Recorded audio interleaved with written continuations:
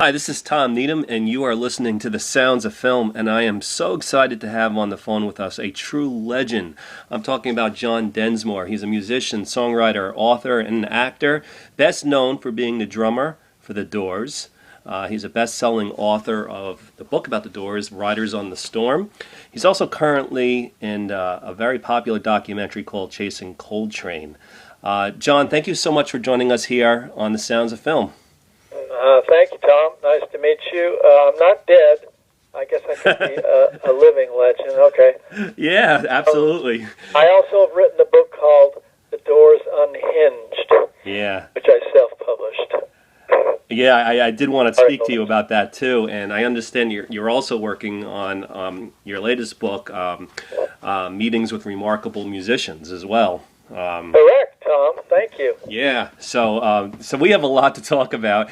You're one of these people I really love because you've done so much in music, but you've also done acting, and you're interested in politics, so you're always doing something interesting. But let's go way back. You've been playing the drums and other instruments since you were a kid, and I understand that when you were in your teens, you started to have a fascination with Coltrane. Can you tell us a little bit about that? Sure. Well, first I played piano as an 8-year-old. Then I was going to play any instrument in junior high because I love music so much, and I chose clarinet, and I had braces, and the dentist said, no, that'll ruin that. So the drums became my thing, and actually, in this new book, I have a chapter on Elvin Jones, Coltrane's drummer.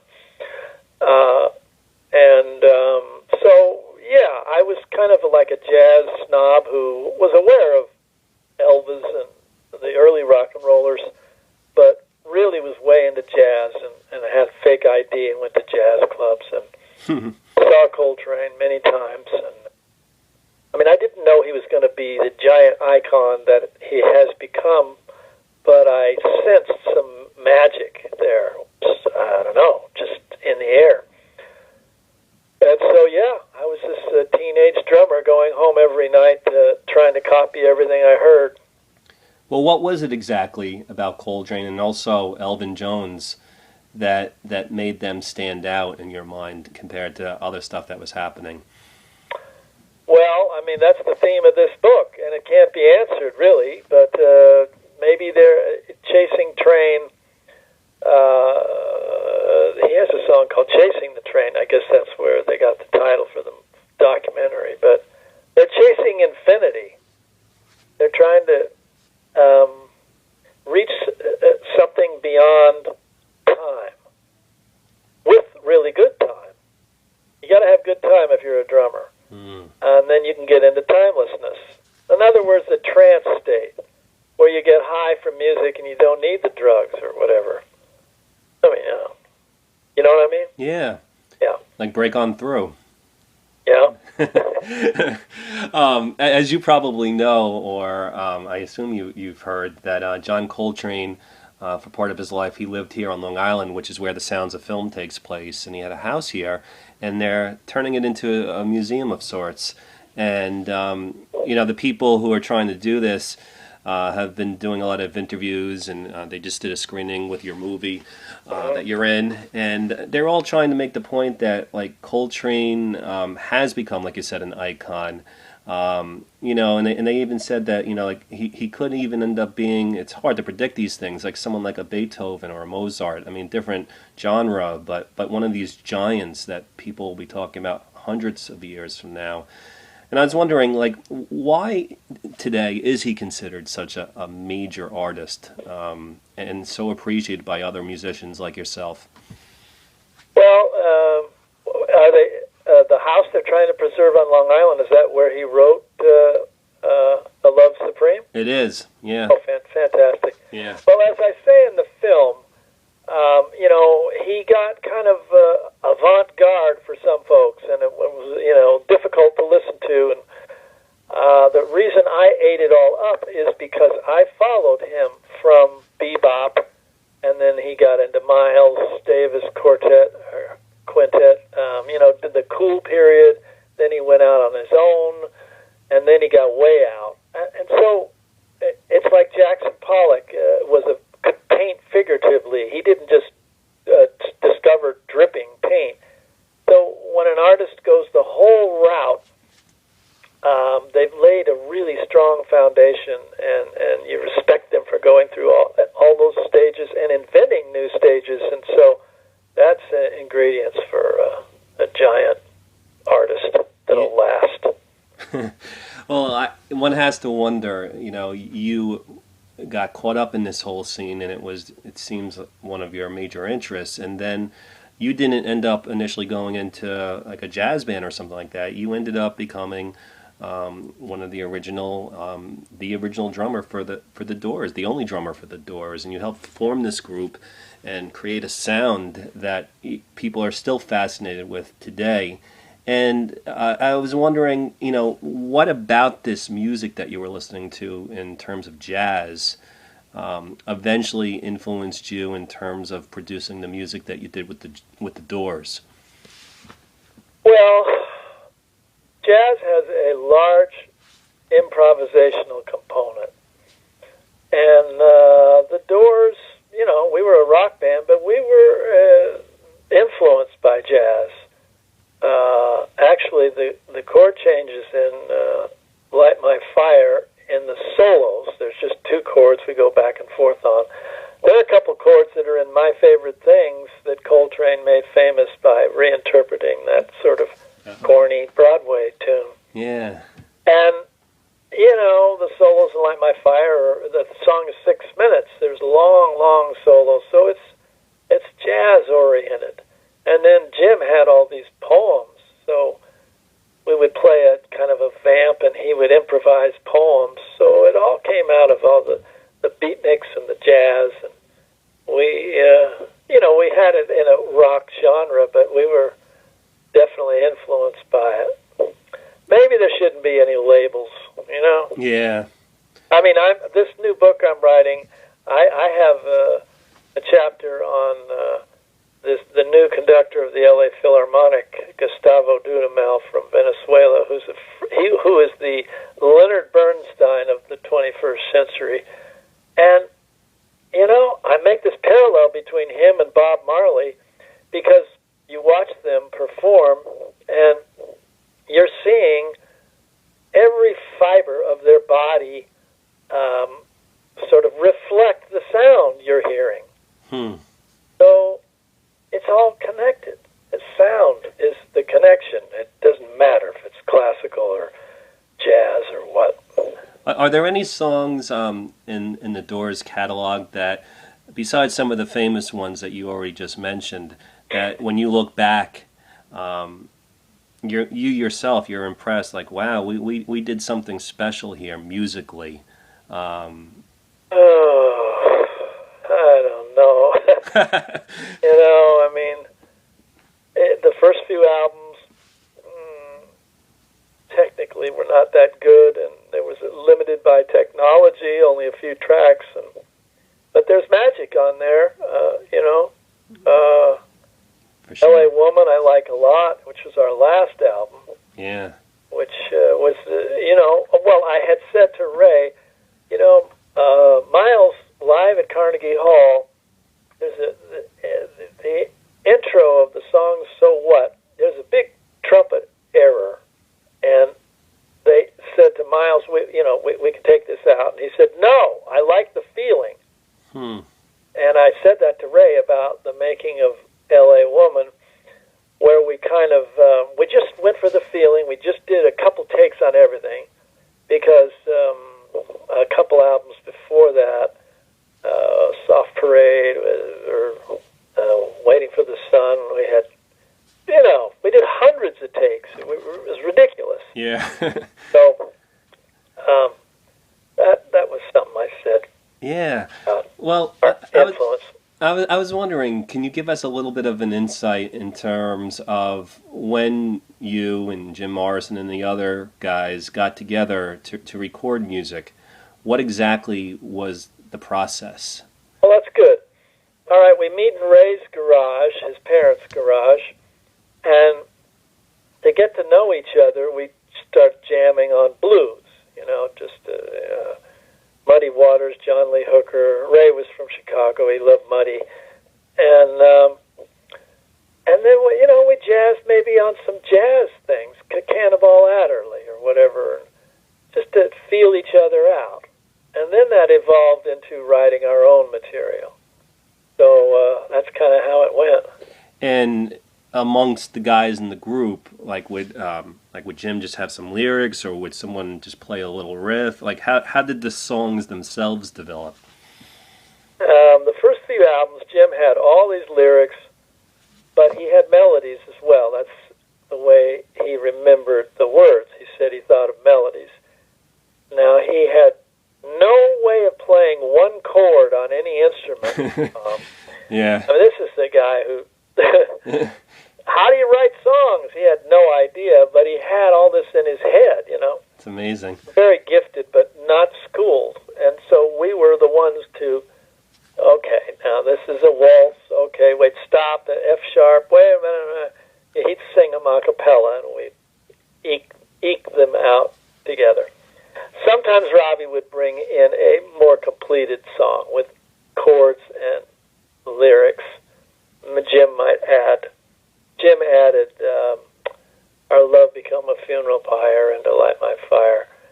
And then it would go through the Doors machine, which would, the four of us just tweaking it all. And since Jim couldn't play any instrument, he said, well, let's just split all the credits, no lyrics by me, split all the money. And so it was an incredible democracy that everyone gave 200% to. That's fantastic. We mentioned earlier that you have also done some acting, and let's talk about one film that you both acted in and also deals with your musical history, and that is Oliver Stone's The Doors. Looking back at that experience, it's been a while. Do you think that Oliver Stone had the right vision to tell the story of your group? He had one of the visions, and a very valid one. It was the tortured artist, which was Jim. I wished it had been a little more about the 60s, but then we made this documentary called When You're Strange, which I'm pretty sure is going to be reissued. Johnny Depp narrated it. Oh, wow. It's got more of the 60s in it. It's more of the time period. And I think in the fall in New York, there'll be a little Doors Film Festival kind of thing with several films. So that one kind of captures what was missing in Oliver's film. But I like Oliver's movie. It's just, it's a wild sort of impressionistic interpretation of our career. What do you think he got right about it, other than, you said, capturing Jim's tortured... Jim's passion for art, which Oliver is very passionate about, using art to process one's consciousness. Yeah. You've also done some acting, and you've worked with people like Tim Robbins and Sean Penn and Angelica Houston. Tell me, in some capacity, in theater. I worked with Tim Robbins playing music. I wasn't acting. Angelica Houston, where I just met her recently, actually. What was that? I don't think I worked with her. I know Sean Penn, he was in acting class with me. I think that her name was she listed was in there in too. the theater right, but not stuff. At the same time. Yeah. Yeah. But I fell into acting, and I thought it was interesting because I was very nervous doing it, and it'd keep me out of trouble after a big peak like The Doors. But it evolved into me wanting to write rather than act. So. And you've written a number of books and dramatic pieces as well. What do you like about writing? Well, it's another avenue of creativity. It's not as fun as playing music in a band, but you can do it in the middle of the night by yourself. It took me years to be able to say I was a writer. I mean, my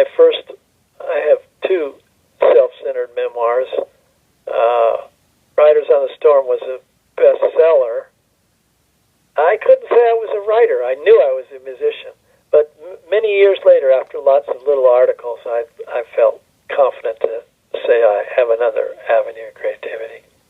Well, like you said, you are a best-selling writer. One of the things that you're also known for, which you've written about, is your battle with some of the other members of the Doors about your refusal to allow the Doors music to be used in commercials for commercial purposes. And I really respect that. And I remember a day when it used to be considered something that was kind of frowned upon. It doesn't seem to be like that anymore. Now with people saying that the music industry has died and it's one of the only ways to get paid, people just seem to willingly put their songs in commercials as vehicles to kind of promote their music. But you've kind of stuck to this pretty much so, it seems, with the Doors. Why is that so important to you? Well, in the second book I wrote, The Doors Unhinged, I said, hey, if you're a new band trying to pay the rent, do a commercial. It's, I get it. It's difficult.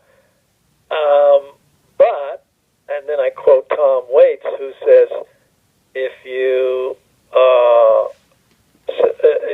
sell your songs for a commercial, then you've turned your lyrics into a jingle, and maybe you just sold your audience. They reinterpret it. But break on through to a new deodorant. We're established, and Jim was really against Come On Buick, Light My Fire. Right. He didn't really write that song that much, and he's not with us, so I'm going to honor my ancestor. And in our case, everybody's different. I mean, The Who, Pete Townsend says, I don't give a F if you fell in love with Shirley to my song. I'll do what I want with it. Valid. We're sorry, Mr. Trump, we're priceless. Not everybody has a price.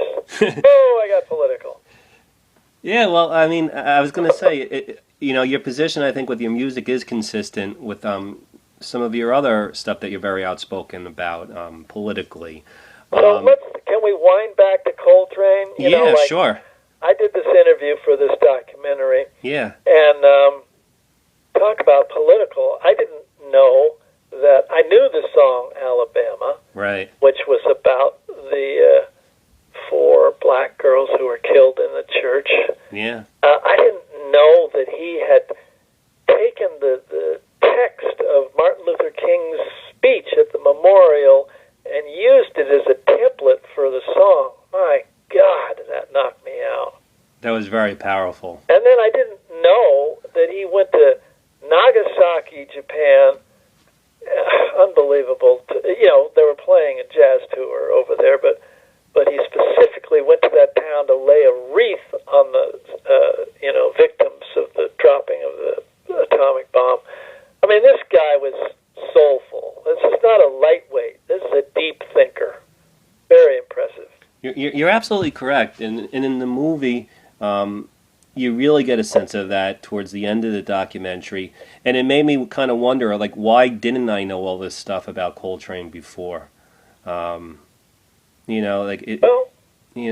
was pretty amazing. You're right. He really did. Most people know his name, but But this other stuff, like you said, about going to Japan, and that was pretty remarkable. And like Coltrane, I know we just have a little bit more time. You too, you do speak up for a number of different things that you believe in. You caused headlines not too long ago when you had asked President Obama to apologize to Native Americans. Caused headlines. That's good. That was in Rolling Stone. Yeah. And it's obvious that there are certain issues that do mean a lot to you. Can you speak about that a little bit? Why you decided? Well, I was writing about hoping Obama would pardon Leonard Peltier, which is a Native American who's been in jail for 40 years or more. There was a shootout at Pine Ridge, and no one knows who shot who, and there was a whole bunch of people shooting in FBI, and they had to pin it on somebody. And, we're having our struggles with racism, you know. Obviously, the last year or two, God, every few weeks there's something terrible. Under that whole thing is, gee, we came over and kind of took out the native population. Whoa. And those of them who are still here are waiting for us to mess things up further so they can take it all back. But we got to acknowledge that. You know, if we say we're sorry, if we admit the truth, then we can really get down to, you know, working out other racial problems. Boy, that was a soapbox, but you asked. Yeah, no. Well, you know, if I can ask you one last question, you know, when you look back at some of the different issues that are raised in the Coltrane documentary, and you look back at, like you said, that you wished in the Doors movie maybe they included a little bit more about what was going on in the 60s. Did you ever imagine back then that America would eventually be a country with a Donald Trump as president? I mean, no. I thought, wow, during the 8 years of Bush, no one could come along worse than this, but someone has. But Tom, it's a process. It's not the end of the world. He's amazingly coalesced all the progressive thinkers, and everybody's kind of awake. And you know, like, I hate when people diss the '60s as a failure. The seeds of civil rights, peace movement, feminism were all planted in the '60s, and it did not fail. These seeds grow giant trees, and maybe it takes 100 years to full fruition. So don't piss on, you know, I mean, get your watering cans out. You know, we're going to learn a lot of stuff from Donald Trump. And what is the role of artists moving forward? I mean, you're in this John Coltrane documentary, and you were part of one of the greatest bands in rock history, and you're still always doing new projects, really creative stuff. But whatever the times bring us, what is the role of the artist? Art usually reflects its age, but you don't have to reflect it directly. You know, you might be Emily Dickinson writing powerful poems and stick them in a drawer, and after you die, people discover it, and it still affects the culture big time. Or you can be more overt. The whole gamut. Just, you know, whatever's deep down in your soul, get it out there. Absolutely. Well, John, I want to thank you so much for coming on The Sounds of Film. We've been speaking to John Densmore from The Doors. His latest book is Meeting with Remarkable Musicians. You can look for it. He's also... Oh, no, it's not out. It'd be a year or so. Yeah, but look for it. It should be coming out Thank you. in the future. And also check out Chasing Coltrane if you haven't done so already. And I'm going to be looking for any sign that Doors Film Festival might be happening. So if it does, maybe we can talk again in the future. Okay. All right. Thank you very much, John. It was a pleasure speaking with you. Thanks, Tom. Good night.